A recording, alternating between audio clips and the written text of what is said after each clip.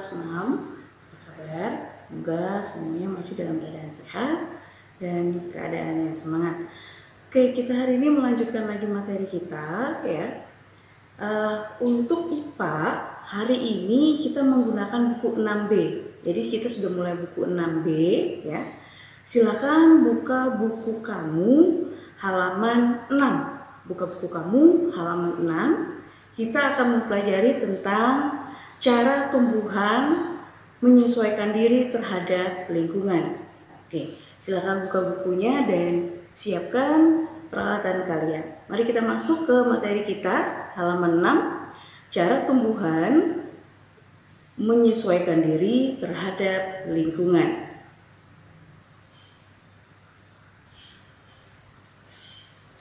Oke, cara tumbuhan menyesuaikan diri terhadap lingkungan. Nah, seperti yang sudah kalian ketahui ya,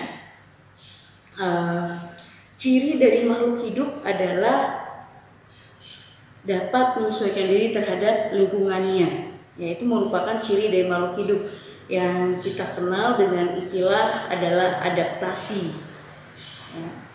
Jadi adaptasi adalah penyesuaian diri terhadap lingkungan. Semua makhluk hidup itu menyesuaikan diri terhadap lingkungan, termasuk kita, hewan, dan tumbuhan. Nah, hari ini yang kita pelajari itu adalah tentang tumbuhan. Ada beberapa tumbuhan yang ada di buku kamu, ya kita akan membahas 6 tumbuhan yang terdapat di buku kamu halaman 6 sampai halaman 8. Mari kita ini menjadi salah satu keunikan atau khas dari tumbuhan tersebut ya, atau khas dari makhluk hidup tersebut. Kalau dia bisa menyesuaikan diri terhadap lingkungannya, berarti dia memiliki ciri khusus dan ciri khas sendiri ya. Nah, yang pertama yang kita bahas adalah kaktus.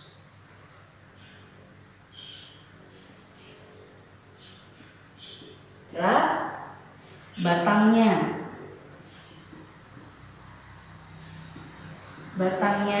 itu tebal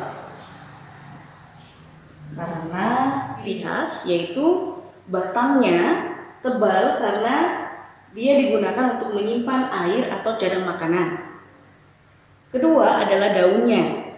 Daunnya berbentuk duri kecil ya. Itu gunanya untuk mengurangi penguapan dan mencegah dimakan hewan lain atau herbivora ya.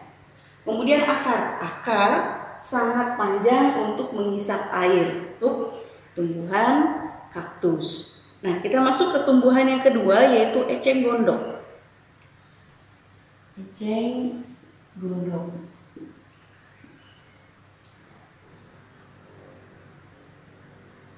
Tumbuhan eceng gondok. Ciri yang pertama adalah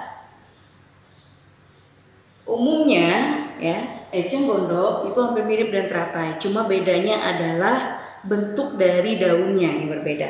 Nah, eceng gondok hidupnya di air. Ya, kemudian memiliki ciri yang pertama adalah daunnya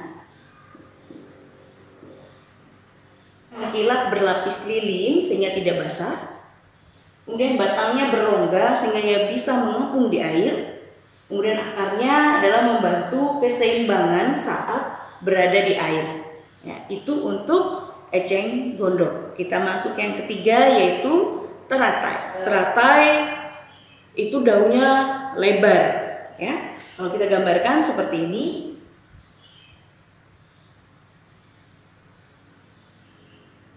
Bila kita lihat perbedaan antara eceng gondok dengan teratai, itu letak daunnya. Jadi nanti jangan bingung, jangan susah mikirkan kalau dia berada di soal ya. Lihat dari bentuk daunnya, kalau daunnya lebih kecil, itu keseringan itu pasti eceng gondok. Kalau dia daunnya lebar, itu menandakan dia teratai. Nah, kemudian teratai memiliki ciri ya, yang pertama adalah daunnya khas, yaitu yang pertama daunnya lebar, tipis, kemudian berlapis lilin. Gunanya untuk mempercepat penguapan dan tidak basah. Lebarnya itu untuk mempercepat penguapan dan tidak basah itu karena ada lapisan lilinnya. Yang kedua adalah batangnya. Batang dia berongga sehingga dia mudah mengapung di air. Yang ketiga adalah akarnya. Akarnya untuk menjaga keseimbangan saat mengapung di air. Ya. Oke, kita masuk ke 4, yaitu bakau. Oke, yang keempat adalah bakau. Nah, untuk bakau itu adalah tumbuhan yang biasanya hidup di rawa dan juga dia hidup di tepi pantai ya. Jadi kalau kita gambarkan bakau itu hampir seperti ini.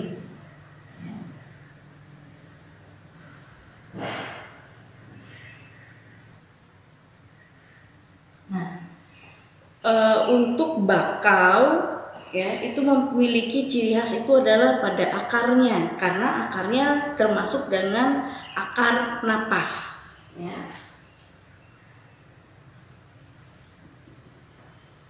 Untuk akar napas itu artinya adalah akarnya naik. Ya, dia berada di atas permukaan, bukan di bawah permukaan, tapi dia berada di atas permukaan.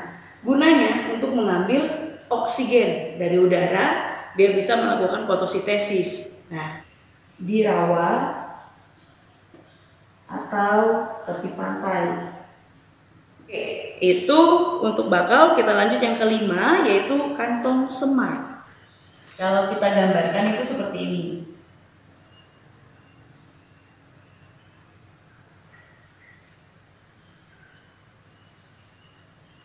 Ini adalah daunnya, ya. Daunnya umumnya untuk kantong semar itu hidupnya di rawa. Cirinya adalah hidup. Kantong semar, ya, umumnya dia hidup di rawa. Kemudian daunnya berbentuk piala. Di dalam daun itu dapat menghasilkan nektar untuk menarik serangga. Kemudian saat serangga tertarik, dia akan masuk ke dalam daun, ya, masuk ke dalam kantongnya, dan ketika berada dalam kantong maka serangga itu akan mati. Kenapa dia memakan serangga? Gunanya adalah untuk mengambil zat nitrogen dari serangga, karena tumbuhan kantong semar hidup di rawa, sedangkan rawa itu adalah tempat yang yang kekurangan atau sedikit nitrogen, sehingga dengan menyesuaikan dirinya hidup di rawa, maka dia bisa menghasilkan nektar untuk menarik serangga dan bisa memangsa serangga. Yang keenam adalah penus.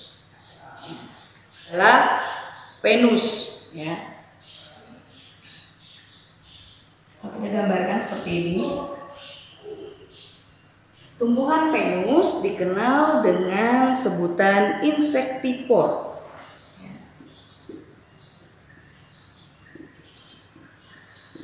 Yang artinya adalah tumbuhan pemakan serangga. Untuk tumbuhan penus, ya, dia dikenal dengan sebutan insektivore, artinya adalah tumbuhan pemakan serangga atau pemangsa serangga. Kemudian daunnya berengsel dan berbulu. Inilah yang berengsel, dia bisa membuka dan menutup, ya. Kemudian daunnya sebagai perangkap untuk serangga agar memperoleh nitrogen, hampir sama dengan kantong semar ya. Mereka memerlukan nitrogen untuk tumbuh, untuk memudahkan kamu untuk mengingat penus itu yang mana tanamannya. Yang diingat penus kalau dia berwarna hijau, kemudian dia memiliki bentuk daun yang seperti gigi, ya. Oke, seperti mulut, ya. Oke, selanjutnya yang nomor 7 adalah Drosera. Tumbuhan ini juga sama, mereka adalah pemakan serangga. Ya, kalau kita lihat dia berbulu, pemakan serangga. Perekat seperti zat yang bisa melengketkan serangga yang mendatangi untuk mengambil nektar. Itu adalah salah satu cara tumbuhan Drosera untuk menyesuaikan diri terhadap lingkungannya. Oke, sudah kita pelajari 7 tumbuhan, ya, cara menyesuaikan diri terhadap lingkungannya. Seperti yang kalian ketahui, Adaptasi itu adalah penyesuaian diri terhadap lingkungan.